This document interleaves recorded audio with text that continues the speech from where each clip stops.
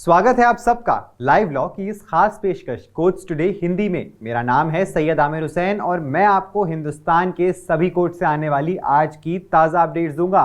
आपको डिस्क्रिप्शन में इन सब खबरों के लिंक मिल जाएंगे, तो ज़रूर जाइए लाइव लॉ हिंदी पे और पढ़िए इन सब खबरों के बारे में गहराई से।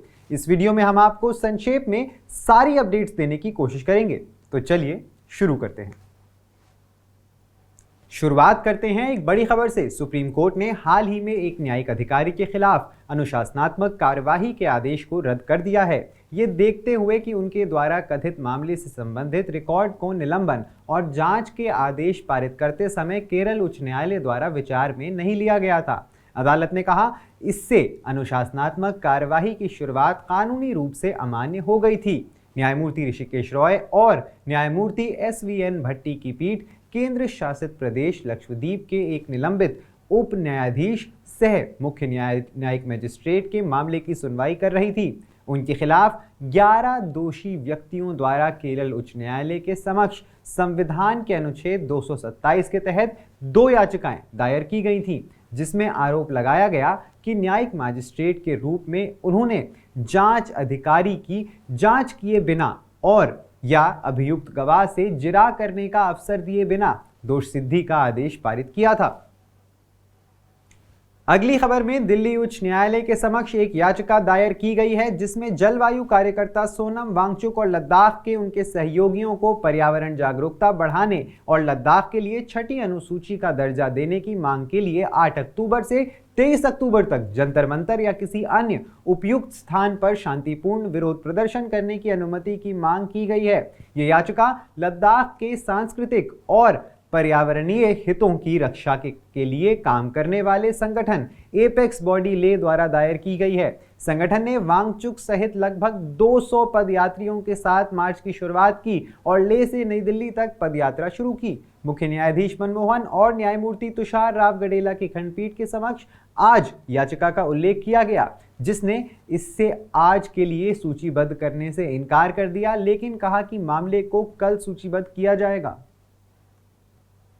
अगली बड़ी खबर में आम आदमी पार्टी की राज्यसभा सांसद स्वाति मलिवाल से संबंधित महत्वपूर्ण खबर में दिल्ली की एक अदालत ने हाल ही में उन्हें और 2 अन्य लोगों को 2011 में उनके खिलाफ दर्ज एक FIR में बरी कर दिया है। ये FIR कथित तौर पर सरकार विरोधी और लोकपाल बिल समर्थक नारे लगाने और दिल्ली पुलिस के निषेधाज्ञा आदेश के उल्लंघन पर थी। राउज एवेन्यू कोर्ट की ACJM दिव्या मल्होत्रा ने मालीवाल, अरविंद गौड़ और नीरज कुमार पांडे को भारतीय दंड संहिता 1860 की धारा 188 लोक सेवक के आदेश की अवज्ञा और धारा 34 सामान्य इरादा के तहत अपराध से बरी कर दिया। अदालत ने कहा कि अभियोजन पक्ष किसी भी उचित संदेह के परे आरोपी व्यक्तियों की घटनास्थल पर उपस्थिति स्थापित करने में विफल रहा है, जिसका लाभ उन्हें दिया जाना था। दिल्ली पुलिस का मामला था कि आरोपी व्यक्तियों के अविरोध के कारण कनॉट प्लेस इनर सर्कल में ट्रैफिक जाम हो गया था और चेतावनी के बावजूद वो वहां से नहीं हटे। आरोपी व्यक्तियों को बरी करते हुए न्यायाधीश ने कहा कि पुलिस गवाहों के बेतुके मौखिक बयानों के अलावा ये दिखाने के लिए रिकॉर्ड पर कुछ भी नहीं था कि बड़े पैमाने पर जनता या मौके पर इकट्ठा हुई भीड़ को निषेधाज्ञा के बारे में कैसे सूचित किया गया था। आज की एक और महत्वपूर्ण खबर में कर्नाटक उच्च न्यायालय ने माना है कि बार काउंसिल ऑफ इंडिया यानी BCI के पास अधिवक्ताओं या यहां तक कि बार काउंसिल के सदस्यों के भाषण पर रोक लगाने वाले गैग आदेश या गैग ऑर्डर जारी करने की शक्ति ही नहीं है। न्यायमूर्ति M नागप्रसन्ना की एकल न्यायाधीश पीठ ने कहा, बार काउंसिल ऑफ इंडिया के अध्यक्ष स्पष्ट रूप से ऐसा कोई भी आदेश पारित नहीं कर सकते हैं जो किसी भी वकील के मौलिक अधिकार को छीन लेता है। अदालत ने वरिष्ठ अधिवक्ता S बसवराज द्वारा दायर याचिका को स्वीकार करते हुए ये बातें कहीं, जिन्होंने BCI यानी बार काउंसिल ऑफ इंडिया द्वारा दिनांक 12 अप्रैल 2024 को जारी एक संचार पर सवाल उठाया था। बसवराज ने कर्नाटक राज्य बार काउंसिल के अध्यक्ष और उपाध्यक्ष के खिलाफ आधिकारिक धन के दुरुपयोग का आरोप लगाते हुए एक मामला दर्ज किया था। जांच कार्यवाही के नतीजे आने तक बार काउंसिल ऑफ इंडिया के अध्यक्ष ने राज्य बार काउंसिल के सभी सदस्यों या किसी भी वकील को आगे कोई भी सार्वजनिक बयान देने से या घटना के संबंधित कोई भी जानकारी फैलाने से रोक दिया और बंद कर दिया और यह आदेश पारित किया।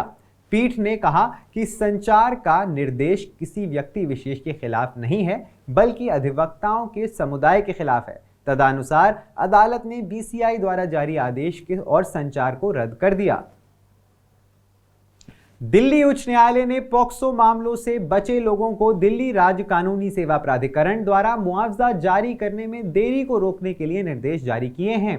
न्यायमूर्ति प्रतिमा एम सिंह और न्यायमूर्ति अमित शर्मा की खंडपीठ ने कहा कि इस मुद्दे पर पॉक्सो अदालतों और संबंधित दिल्ली राज्य कानूनी सेवा प्राधिकरणों के बीच स्पष्ट रूप से मतभेद है। अदालत ने कहा, इस अदालत ने देखा है कि कई मामलों में विशेष योग्यता वाले जीवित बचे लोगों को भी मुआवजा जारी नहीं किया जाता है और वास्तव में संबंधित डीएलएसए को दोष सिद्धि के बारे में भी पता नहीं होता है। पीठ ने पॉक्सो मामले में एक व्यक्ति द्वारा 2020 में दायर आपराधिक अपील में यह आदेश पारित किया। मामले में नाबालिग पीड़िता को समय पर मुआवजा जारी करने से संबंधित मुद्दे पर प्रकाश डाला गया था। एक जमीन पर कब्जे से संबंधित एक मामले की सुनवाई करते हुए मध्य प्रदेश उच्च न्यायालय ने कहा कि राज्य अधिकारी गुंडों के रूप में कार्य नहीं कर सकते हैं और किसी भी व्यक्ति को उनकी संपत्ति से बेदखल नहीं किया जा सकता है और फिर दावा नहीं कर सकते हैं कि वो अवैध रूप से किसी भी व्यक्ति को कोई मुआवजा, किराया या भूमि लाभ का भुगतान नहीं करेंगे। ऐसा देखते हुए अदालत ने फिर से पुष्टि की कि किसी को भी संपत्ति के अधिकार से वंचित नहीं किया जा सकता है, जो न केवल एक संवैधानिक अधिकार है बल्कि एक मानव अधिकार भी है। ये देखते हुए कि वर्तमान मामले में एक महिला को उसके स्वामित्व वाली भूमि से कथित बेदखली से संबंधित एक ये मामला सामने आया है, जो 2007 से 17 वर्षों तक लंबित था, जब अधिकारियों ने भूमि अधिग्रहण करने का निर्णय लिया था। न्यायमूर्ति जीएस आलूवालिया की एकल न्यायाधीश पीठ ने मामले की सुनवाई की। ज्यादा जानकारी के लिए सब्सक्राइब करिए हमारा YouTube चैनल या विजिट करिए हमारी वेबसाइट www.livelawin, जहां आप इन सारी ही खबरों के बारे में अच्छे से जान सकते हैं। लाइव लॉ हिंदी पे आपको हिंदी में सारी ताज़ा अपडेट्स भी मिल जाएंगी। अगर आपको ये वीडियो पसंद आया है तो इसे लाइक करिए और कमेंट करिए अपने व्यूज़। हमें YouTube पर सपोर्ट करने के लिए हमारे चैनल को ज्वाइन करिए एज अ मेंबर और सिर्फ 89 रुपये प्रति माह में आप हमें सपोर्ट करके लीगल जर्नलिज्म को प्रमोट कर सकते हैं। धन्यवाद।